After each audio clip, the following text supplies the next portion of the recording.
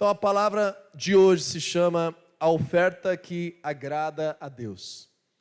Existem muitos equívocos no entendimento desse princípio de ofertar ao Senhor. Hoje nós não vamos ter tempo de abordar, por exemplo, a questão dos nossos dízimos, o princípio dos nossos dízimos. O princípio dos dízimos é um princípio de aliança, é um princípio que envolve o nosso compromisso com Deus a partir de uma aliança. Quando nós cremos em Jesus como Senhor, nós temos a instrução bíblica de que somos dele. Ele nos comprou com o seu sangue.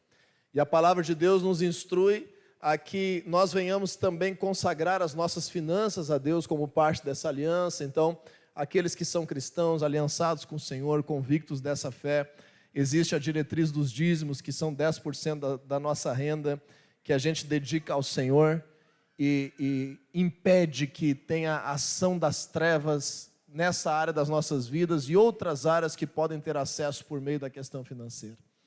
Mas hoje o meu enfoque vai ser no princípio das ofertas. O princípio dos dízimos é diferente do princípio das ofertas. E eu vejo que existe muitas vezes um tempo, um esforço para que as pessoas aprendam o princípio dos dízimos na sua vida com Deus, na sua vida financeira. E muitas vezes por causa disso acabamos ou deixando de falar ou deixando de entender o poderoso princípio das ofertas. E hoje nós vamos estar abordando esse assunto, mas primeiramente eu gostaria de te dizer por que existem equívocos sobre esse assunto, já que é um assunto tão vasto, tão abordado na palavra de Deus. Em primeiro lugar, existem equívocos nesse assunto porque, tristemente, infelizmente, existem líderes cristãos que são mercenários, que tudo que falam, que tudo que fazem, que cada programação da igreja é voltada com um propósito final de trabalhar financeiramente alguma coisa. Então esse é um grande problema que causa esse equívoco.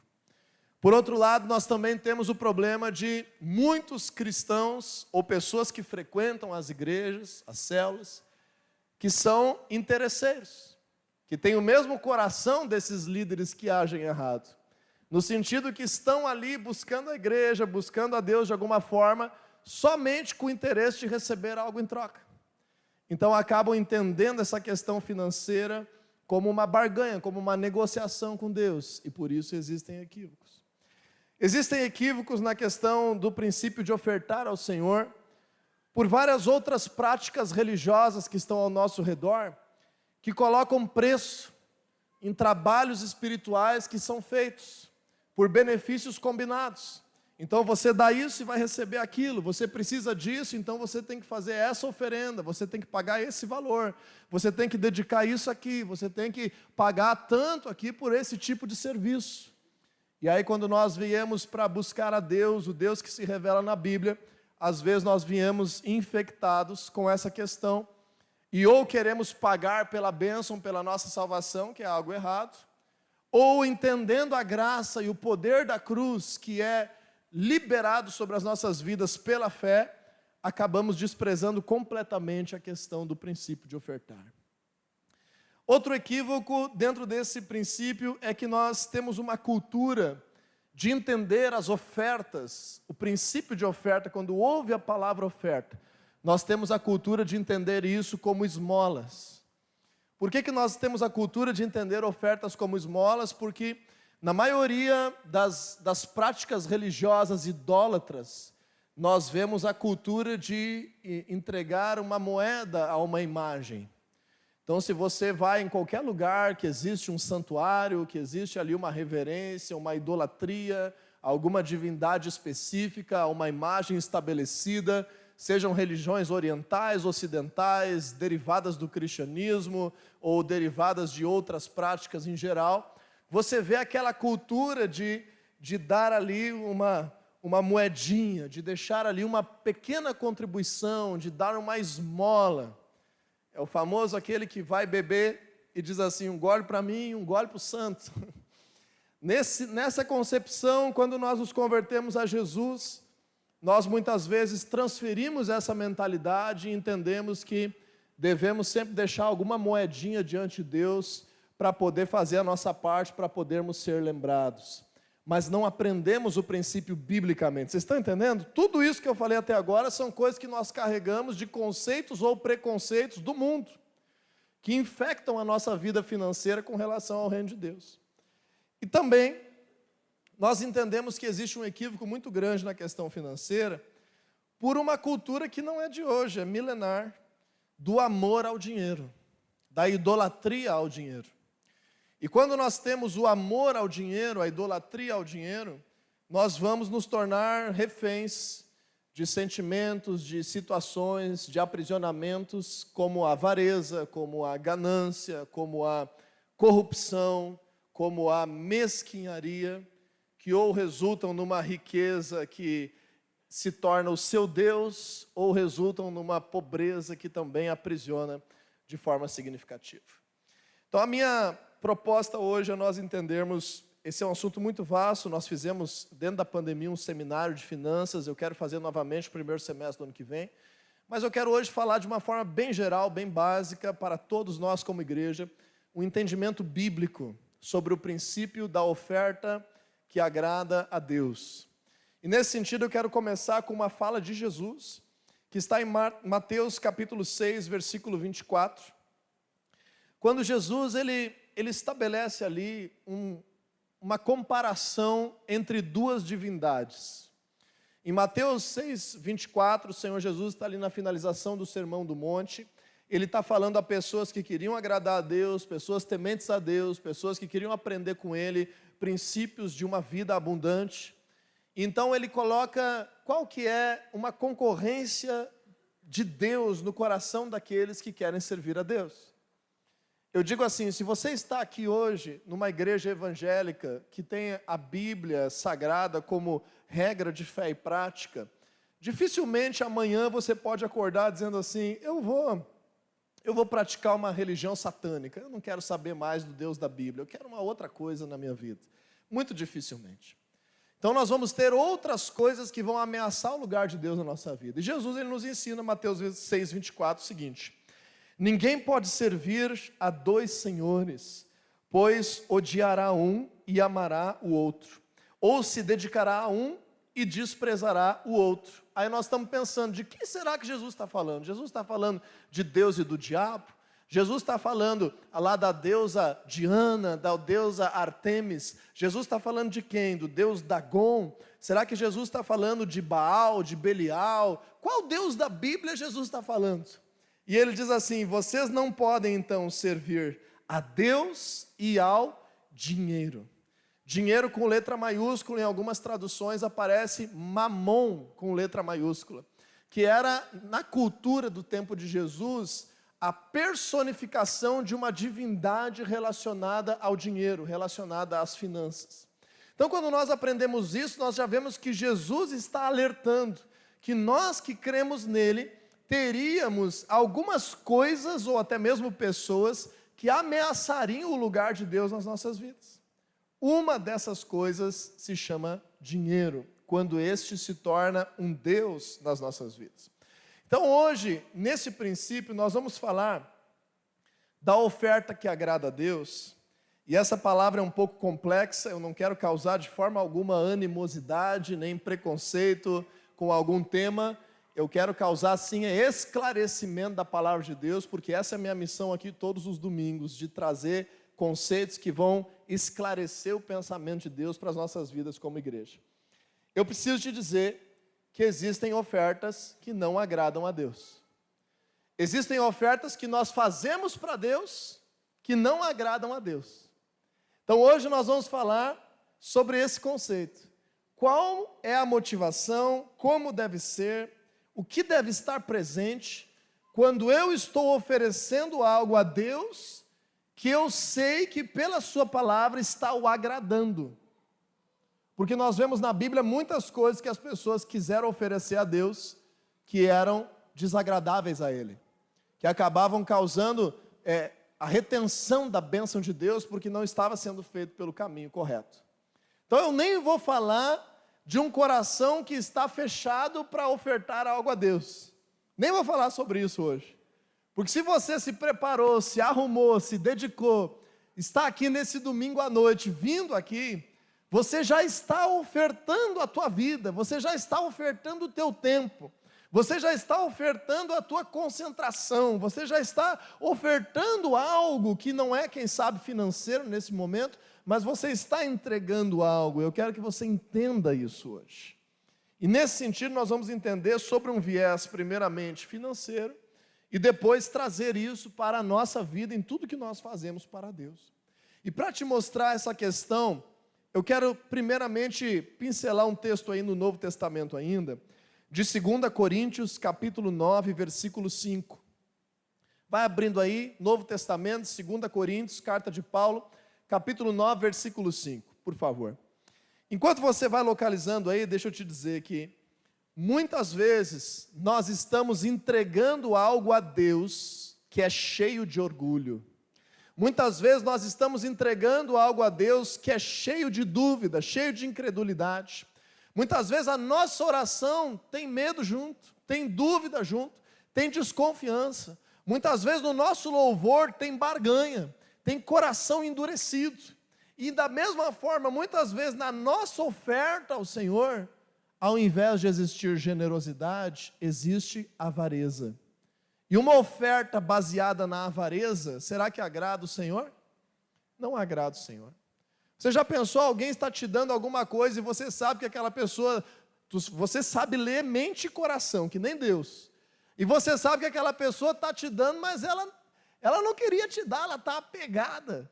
Ela, na verdade, está contrariada. Ela está te dando, mas está te dando por obrigação, está te dando por avareza, está te dando para aparecer para os outros. Você ia gostar de aceitar e receber esse presente? Então, esse é o primeiro conceito de 2 Coríntios 9, 5.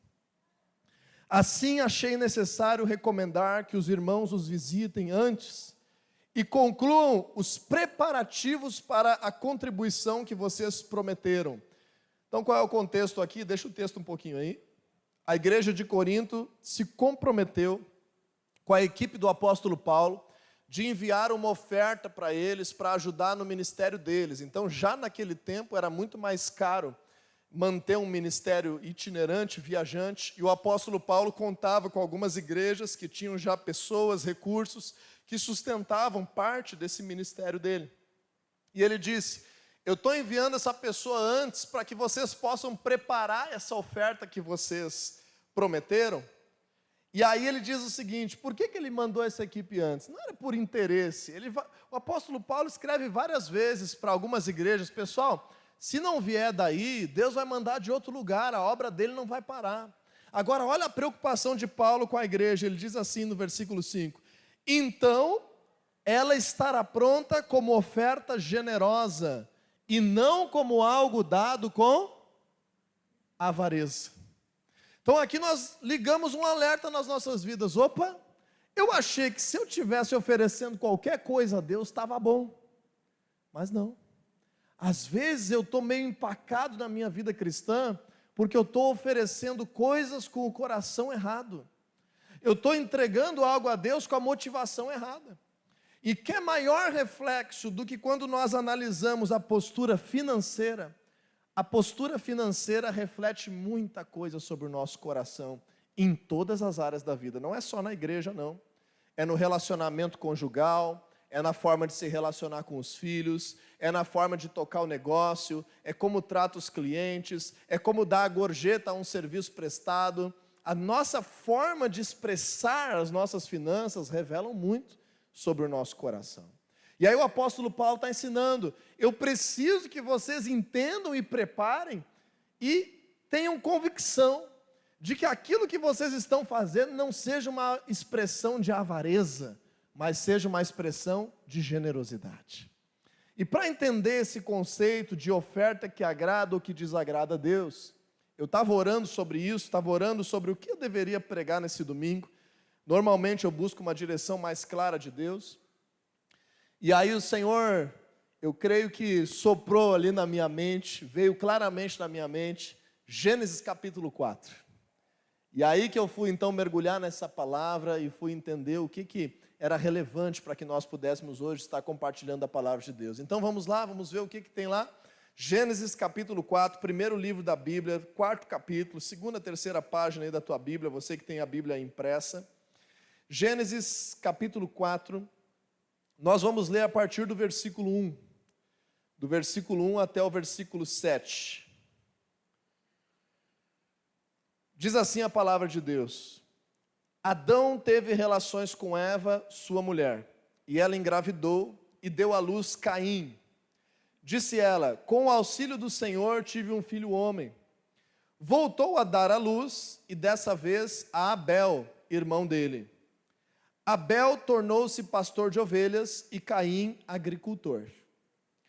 Passado algum tempo, Caim trouxe do fruto da terra uma oferta ao Senhor. Abel, por sua vez, trouxe as partes gordas das primeiras crias do seu rebanho. O Senhor aceitou com agrado Abel e sua oferta, mas não aceitou Caim e sua oferta. Por isso Caim se enfureceu e o seu rosto se transtornou. O Senhor disse a Caim: por que você está furioso? Por que se transtornou o seu rosto?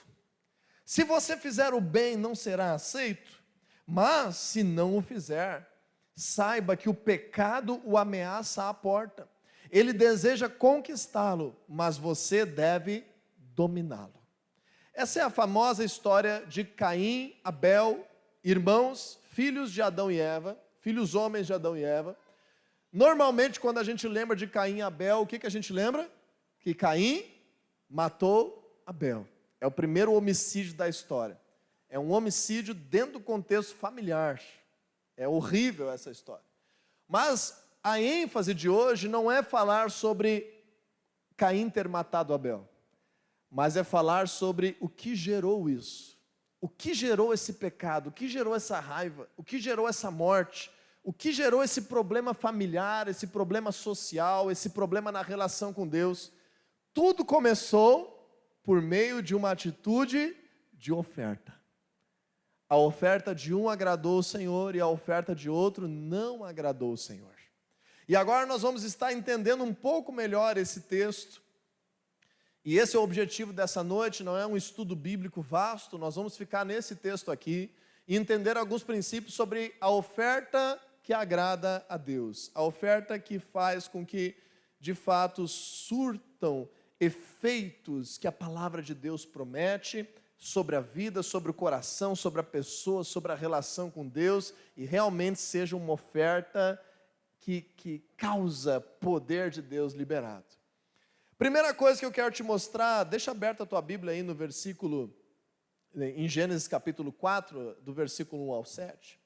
Primeira coisa que eu quero te mostrar é que a oferta independe da realidade da pessoa. A oferta que agrada a Deus independe da realidade da pessoa. Diga aí comigo assim: a oferta que agrada a Deus independe da realidade da pessoa. O que eu quero dizer com isso? Eu quero dizer que Deus não tem os seus preferidos na questão da oferta. Deus não aceitou a oferta de Abel porque ele era o mais novo. Deus não aceitou, quem sabe, a oferta de Caim porque ele era o filho primogênito. Deus não aceitou por causa que achou mais bonito o nome dele, Abel, termina com El, tem a ver com Deus, é um nome mais profético, olha só, vou aceitar essa oferta. A oferta, ela não tem a ver com coisas que não estão debaixo da nossa alçada. Deus não é parcial, no sentido assim, será que Deus vai ofertar minha oferta, vai aceitar a minha oferta, vai se agradar da minha oferta, porque eu vim dessa família aqui, porque eu sou assim, porque o meu passado é isso aqui, porque eu faço isso da minha vida. Então, primeira coisa, o fato de um ser mais velho, o outro ser o mais novo, não tem nada a ver com Deus ter se agradado ou não da oferta. Nós vemos que eles tinham profissões diferentes. Um deles lidava com pecuária, o outro lidava com a agricultura. Não disse Deus se agradou da oferta de Abel por causa que ele era pastor de ovelhas, porque ser pastor de ovelhas é algo mais espiritual e mais importante do que ser agricultor. É assim que está escrito na Bíblia? Não. Não tem a ver com a profissão dele, não tem a ver com a idade dele. Com o que tem a ver então a oferta? A oferta aqui no hebraico, existem algumas palavras para oferta na Bíblia, mas essa palavra oferta que aparece aí em Gênesis 4 é a palavra minha em hebraico. E ela significa um tributo ou um presente.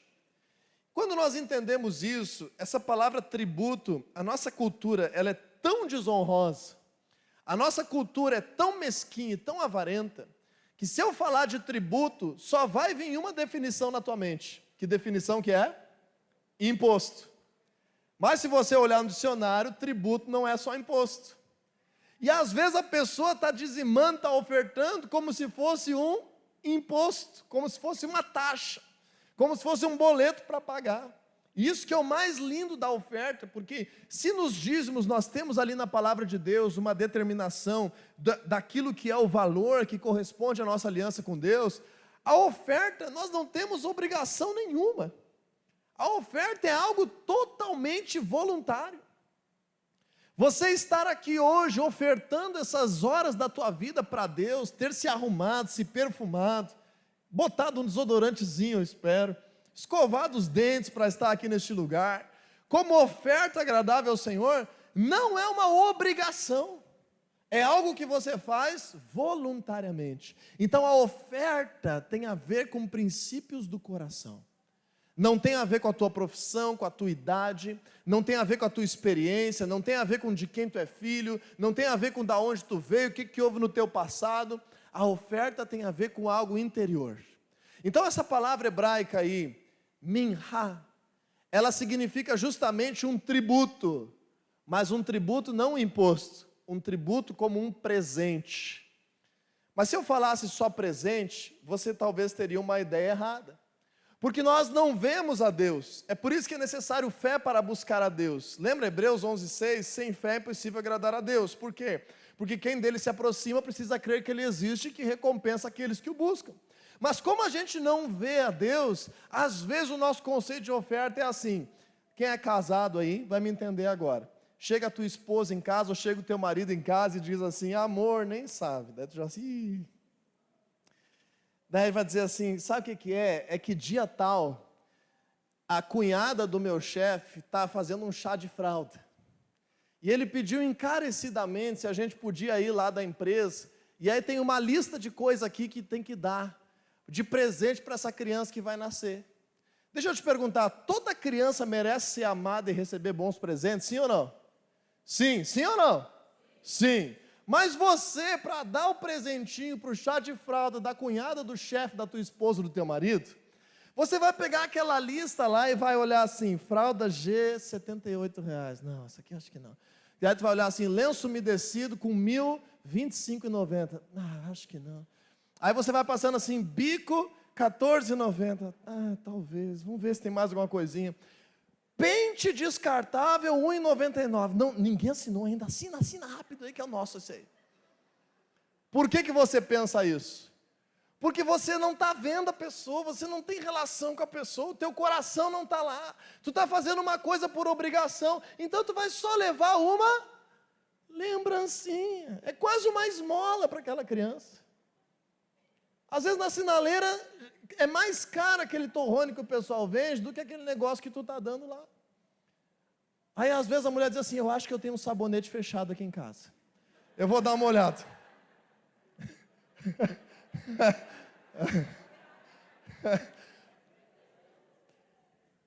Agora, quando a gente entende o presente, biblicamente, a oferta, não é esse presente aí. É o tributo. E o que é o tributo? Vou ler para você aqui, tradução do dicionário. Expressão ou ato público que mostra admiração e respeito por alguém. Uma homenagem. Tu entende? Então daqui a pouco, tu tem lá teu único neto. Descobriu que a filha está grávida, teu único neto vai ter um chá de fralda. Te manda uma lista. Tu tá um avô bobão. Tu tá uma avó lá cheia das ideias já. E aí vem a lista. Como é que a avó fala pro vô? Ó, no mínimo umas 3, 4 coisas tu dá e tu dá o melhor que tiver. É ou não é assim? O que mudou? A outra criança não merecia? Criança nem nasceu ainda, não merecia ser bem presenteada? Não merecia ser amada? O que mudou? Mudou a relação pessoal. que você tem com aquela pessoa. E aí agora aquele presente não é mais uma lembrancinha, aquele presente é um tributo, é uma valorização, é uma homenagem, é algo especial, é alguém especial. Aí de repente vai jantar lá na tua casa. Quem é que vai jantar lá em casa hoje? Ah, vai ser o coleguinha de aula lá do filho lá, que é o filho lá da vizinha lá, que vai vir aí. Ah, tá bom, estou fazendo aqui uma massa com guisado aqui, tá bom, vou botar um pouquinho mais aqui, fazer um arrozinho aqui, deu. Tá jantada a coisa, é ou não é assim, gente? É assim, é normal, isso aí não está errado, faz parte da vida. Mas aí agora alguém te diz assim, olha, que nem hoje eu vi, uma figura pública, desceu do carro no meio da rua, já juntou 1000 pessoas no meio da rua no Brasil. Aí de repente ele vem e diz assim, eu quero jantar na tua casa, como é que tu vai fazer? Meu Deus do céu. Vai perguntar, a mulher vai perguntar para o marido vai perguntar para a mulher, quanto é que tem de limite lá no cartão? Tu já gastou todo o refeiço, como é que é? Vamos lá. Vamos comprar picanha, vamos comprar um vazio, vamos fazer um churrasquinho. Já mudou os planos. Por que mudou os planos? Porque você quer honrar, você quer valorizar aquela pessoa que não faz parte ali, é uma pessoa de autoridade, é uma pessoa que você está tendo a honra, o valor de estar junto com ela. Você está sendo ali agraciada pela presença dela na tua casa naquela noite, você quer oferecer o teu melhor. E quando a gente vê Jesus se manifestando como ser humano nessa terra, é mais fácil da gente entender. É fácil da gente entender que aquela mulher veio e quebrou um vaso de alabastro e derramou sobre os pés de Jesus. E ali preparou, perfumou a casa, perfumou Jesus, enxugou os seus pés com os seus cabelos, molhou com as suas lágrimas, se quebrantou diante de Jesus. É fácil a gente entender hoje, mas as pessoas que estavam na volta criticavam. As pessoas que estavam na volta diziam, mas o que essa mulher está gastando isso aí? Podia dar para os pobres isso aí. Por que está fazendo isso? Mas no coração dela, ela estava expressando a sua honra, o seu amor, a sua adoração, entendendo que aquele é o Salvador da sua alma, da sua vida, da sua história. Aquele perdoou os seus pecados, aquele transformou a sua realidade, aquele lhe amou primeiro, aquele gerou a sua vida, aquele tinha poder para lhe dar a eternidade. E ela estava ali expressando aquela adoração por meio daquela oferta. E apesar das pessoas criticarem, ainda é mais fácil da gente entender. Se Jesus chegar na nossa casa hoje e disser, fiz uma aparição aqui para jantar contigo, eu sei que todos nós vamos fazer o melhor que nós pudermos.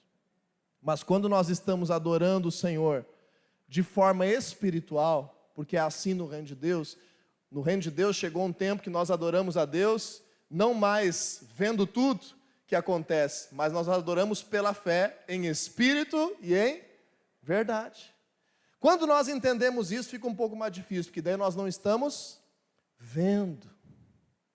Então agora a gente começa a entender que o que importa no coração da oferta não é fatores externos, mas são fatores internos. Em segundo lugar, nós vamos falar que a oferta que agrada a Deus revela excelência e prioridade. Diga assim comigo, a oferta que agrada a Deus revela excelência e prioridade. Então, se Deus não escolheu Abel porque ele era mais bonito, porque ele era o filho mais novo, porque ele era pastor de ovelhas, por que Deus escolheu então? O texto bíblico está aí. Gênesis capítulo 4, versículo 3 e 4. Veja comigo. Passado algum tempo, Caim trouxe do fruto da terra uma oferta ao Senhor. Olha só, é uma coisa geral. É uma coisa que não tinha valor agregado na descrição bíblica. É uma coisa qualquer. É uma coisa assim, chegou a hora de ofertar, deixa eu pegar aqui qualquer coisa aqui, eu vou levar ao Senhor uma oferta. Foi assim que Caim fez, aparentemente. Por que eu posso supor isso? Porque na frase seguinte, no versículo 4, fala detalhadamente a expressão de Abel em ofertar ao Senhor.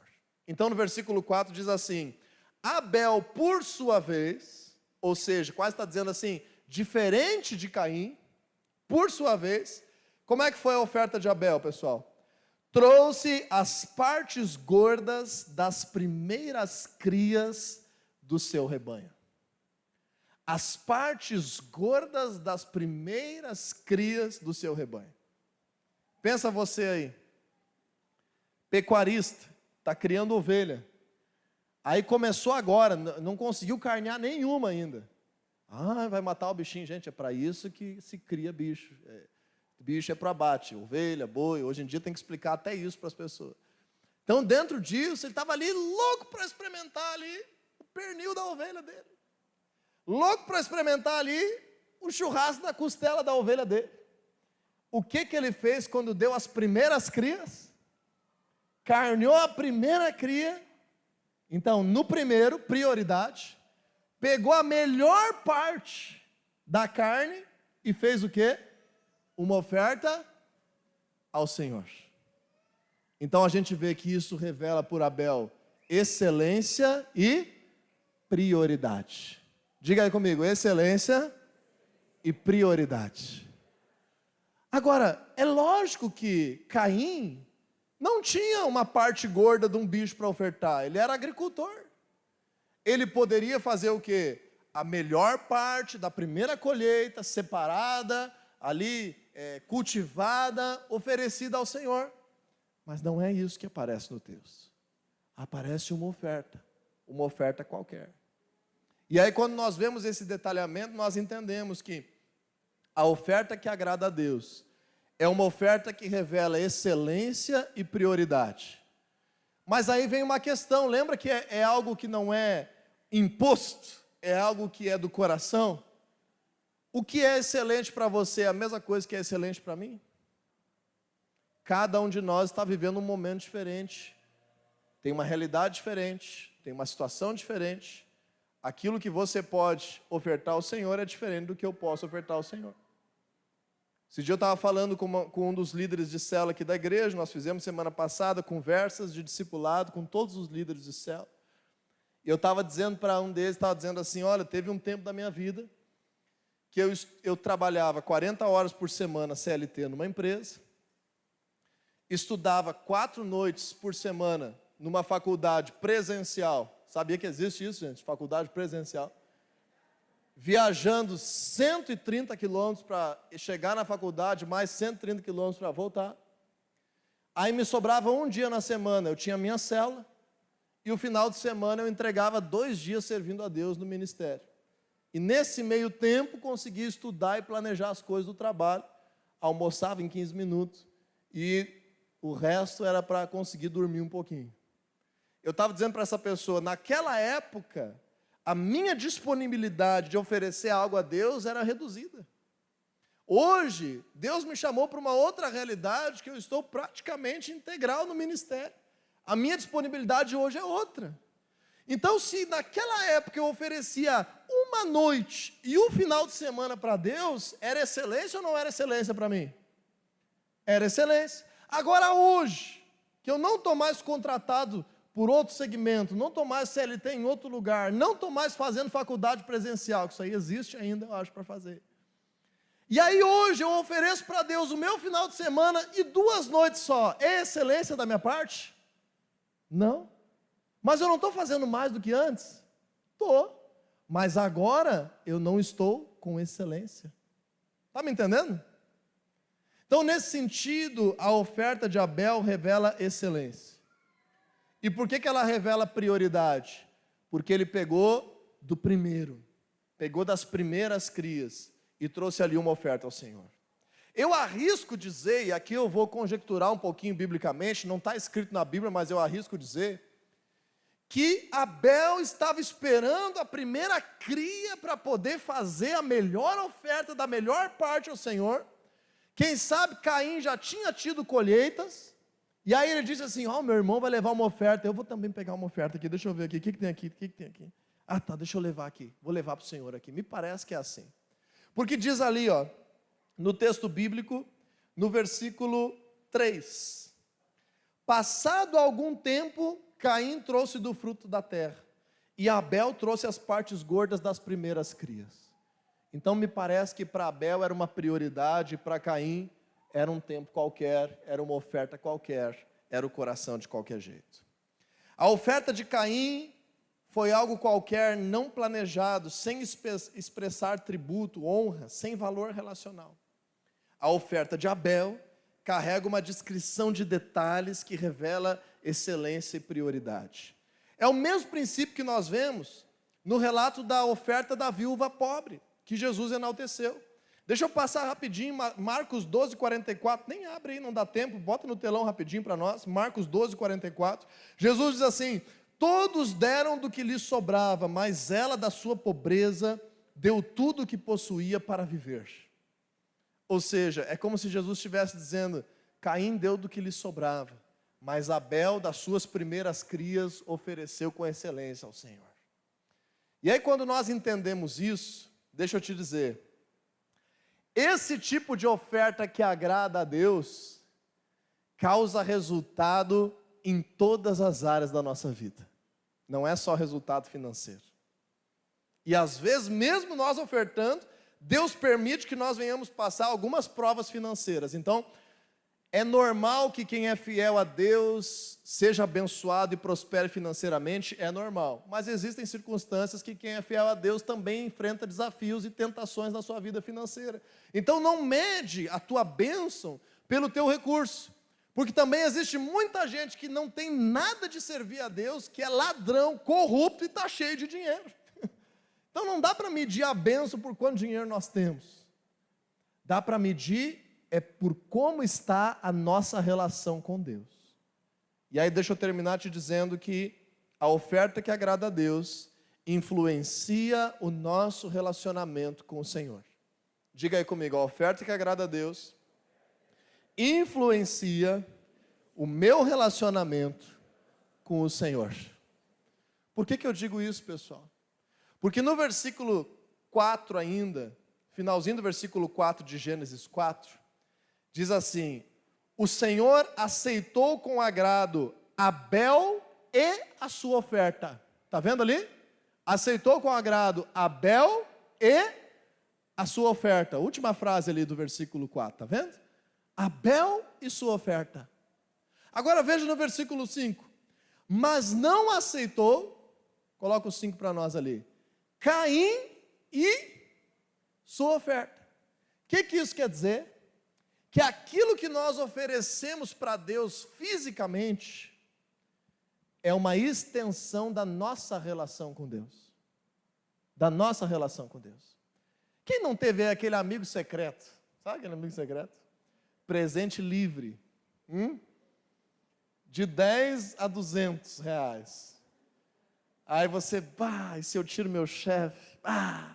Lá na igreja, se eu tiro meu líder de célula, meu Deus, se eu tiro o pastor, como é que eu faço?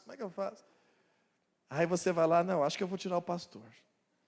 Eu vou comprar uma caixa de Ferrero Rocher que ele gosta. Eu vou comprar um café especial que ele gosta. E eu vou comprar ali uma camisa polo ali da Tommy não sei o que lá que ele gosta. Vamos ver se eu consigo. Passou de 200, vou comprar uma cueca da Tommy só, que ele gosta. Aí chegou lá, aí tu tá lá, amigo secreto surpresa, né? É secreto, né? Surpresa. Aí tu tirou o pastor, daí tu deu lá, gastou 200 conto no presente lá. Aí vem a pessoa que te tirou. Aí a pessoa puxa lá, o que ela puxa lá? Bombonzinho da Arcor. Não estou fazendo propaganda, mas é que no mercado tem um custo-benefício, né? O que mais que ela puxa lá? Uma caixinha de frigels. E diz assim, olha, lembrei de ti com tanto carinho. E às vezes a oferta da pessoa é excelente. Mas como é que fica o teu coração se tu sabe que não é excelente? Tu sabe que ela sabe que se ela tivesse tirado o pastor, não era aquele presente. Aí como é que fica? Eu conheço gente que aconteceu isso há 20 anos e lembra como se fosse hoje, com a mesma indignação. Mas se é convertido tem que perdoar, viu gente? Tem que perdoar. Agora, o que eu estou querendo dizer com isso? É uma ilustraçãozinha chula aí. O que eu estou querendo dizer com isso? Primeiro, se você quiser, pode me dar tudo isso aí. Mas, especialmente, o que eu estou querendo dizer com isso? Quando a gente expressa honra a alguém, se a gente não tiver um princípio de excelência, é melhor, às vezes, não fazer.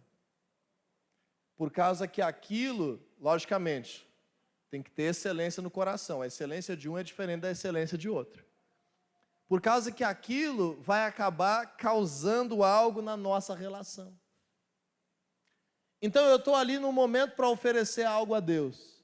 Aí eu digo assim, ninguém está vendo mesmo? Deus vai entender o meu coração. Tem um momento de oferta lá no culto, eu tenho R$102 na minha carteira. É uma tentação, né, gente?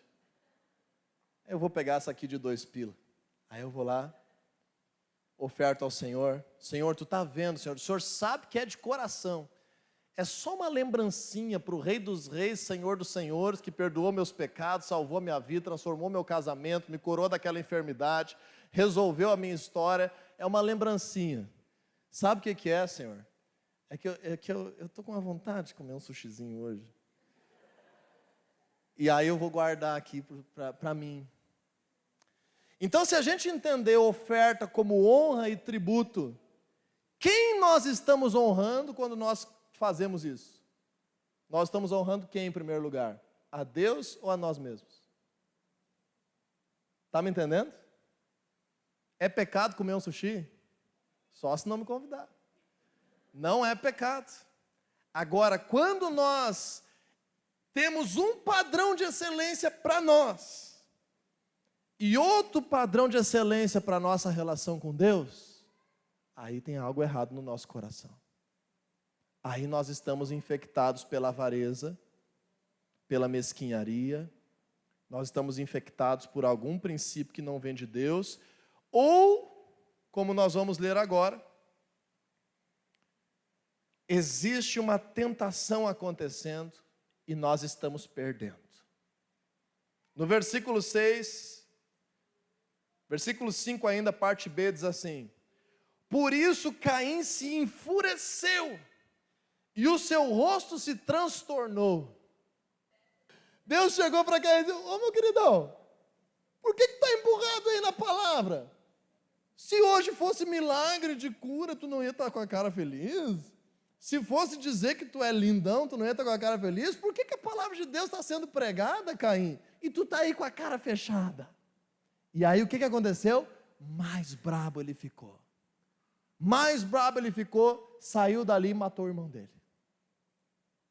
Então cuidado hoje aí, o estacionamento aí, pessoal do parking aí, para não ter nada aí, porque o pessoal tem uma escolha a fazer.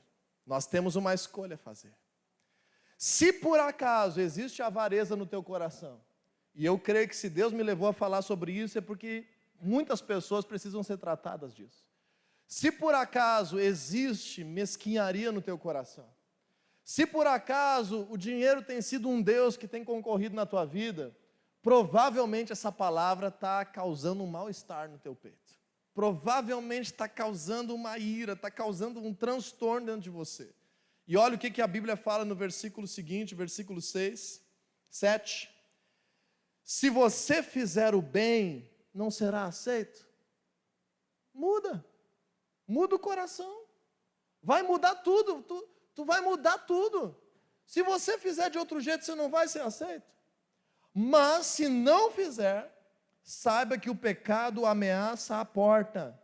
Ele deseja conquistá-lo, mas você deve dominá-lo. Então, por Caim não estar de propósito agradando a Deus, aquela oferta expressou o coração dele. Por ele não estar, já está ali, sabe? Vivendo com Deus de forma mais ou menos a relação com Deus. O que aconteceu? Deu vazão para a ira, deu vazão para a violência, deu vazão para o homicídio, estragou a relação dele com Deus de futuro e de todos os seus descendentes. Aí você conhece a história de Caim. Se não conhece, leia Gênesis 4 e 5. Então perceba como que Deus, enviou uma palavra e requereu mudança no coração de Caim antes que ele matasse Abel. Deus enviou uma palavra que requereu mudança. Eu creio que hoje é isso que Deus está fazendo conosco aqui. Liberando uma palavra para nos ensinar a oferta que agrada a Deus.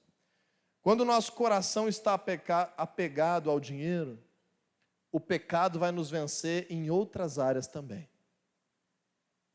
Porque se nós não conseguirmos vencer em uma questão que é voluntária, é a expressão do nosso coração, nós não vamos conseguir vencer quando a tentação vier certinho lá na nossa fraqueza. Então, essa expressão de Caim deu vazão à ira, deu vazão à violência, deu vazão a se afastar de Deus e deu vazão ao homicídio contra o seu próprio irmão. Como diz em 1 Timóteo 6,10, bota aí para nós, 1 Timóteo 6,10, o amor ao dinheiro é a raiz de todos os males. Algumas pessoas, por cobiçarem o dinheiro, desviaram-se da fé e se atormentaram com muitos sofrimentos. Então, muitas vezes, a igreja não quis se posicionar falando da questão financeira com medo das pessoas irem embora. Por causa que tem o pastor que falou isso, tem a igreja que roubou aquilo, tem o cara que inventou não sei o quê, tem o não sei o quê, do não sei o quê, e aí começa a omitir a palavra de Deus. Daqui a uns dias não vai estar falando de sexualidade, daqui a uns dias não vai estar falando de casamento, daqui a uns dias não vai estar falando de falar a verdade, daqui a uns dias não pode falar mais nada, com medo. A verdade não tem que ter medo. A verdade é que transforma, a verdade é que liberta. E quando nós aprendemos isso, no finalzinho, eu quero transformar tudo isso que talvez doeu um pouco de ouvir hoje, eu tentei falar de uma forma mais amena, na nossa postura para com Deus, não somente nas finanças, mas em tudo que nós fazemos para Deus. Então, para nós terminarmos, Romanos 12:1.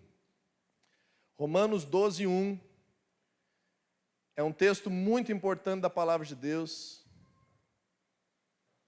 Romanos 12:1 diz assim: portanto, irmãos, rogo pelas misericórdias de Deus, Paulo está falando à igreja, ensinando à igreja, que se ofereçam em sacrifício vivo. Qual é o conceito de oferecer em sacrifício? É o conceito bíblico de oferta. Agora Paulo está dizendo que nós, a nossa vida, nosso ser, nossa rotina, tudo que fazemos ou pensamos, seja uma oferta ao Senhor. E aí a oferta que agrada a Deus, olha ali, como um sacrifício vivo, santo e, o que está escrito aí, gente? Agradável a Deus. Esse é o culto racional de vocês. Existe o culto espiritual, que a gente ora, decreta, liga nos céus e na terra, adora, e existe o culto racional, que a gente se disponibiliza, a gente se oferta ao Senhor. E se ofertar ao Senhor não quer dizer morar na igreja. Se ofertar ao Senhor quer dizer estabelecer o reino dele lá na família, lá em casa, lá nos negócios, lá no lazer, no meio dos amigos, com pessoas cristãs, com pessoas não cristãs, nos pensamentos, no que damos vazão aos ouvidos. Tudo que nós fazemos para a glória do Senhor, porque entendemos que vivemos como oferta viva. Agora, você não ia conseguir entender isso se não começasse por aquilo que hoje em dia é um dos maiores desafios, não só hoje, mas há muito tempo. Entender o princípio financeiro diante do Senhor. Eu espero que essa palavra tenha te edificado, que a tua relação com Deus seja elevada, que o teu ambiente de vida libere bênçãos sobrenaturais, à medida que você entende hoje, que não importa o teu passado, não importa a tua profissão, não importa a tua idade, não importa a tua família, a tua oferta não depende da realidade externa. A tua oferta financeira e a tua oferta de vida, e a tua entrega, ela revela excelência e prioridade. Quando você se dedica para o reino de Deus, quando você trabalha lá fora para agradar a Deus, quando você trata a sua esposa para agradar a Deus, quando você educa o seu filho para agradar a Deus, trata com o teu cliente para agradar a Deus, com excelência e prioridade em tudo que Deus te chamou. Isso é uma oferta. quando você entende que isso causa estreitamento. Foi o Levi que escreveu aqui, com o Senhor aí. Quando isso trata estreitamento das relações que você tem com Deus, meu Deus do céu. Meu Deus do céu.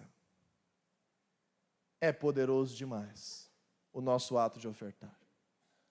Porque quando nós somos generosos financeiramente, é sinal que nós já aprendemos a ser generosos com todo o resto.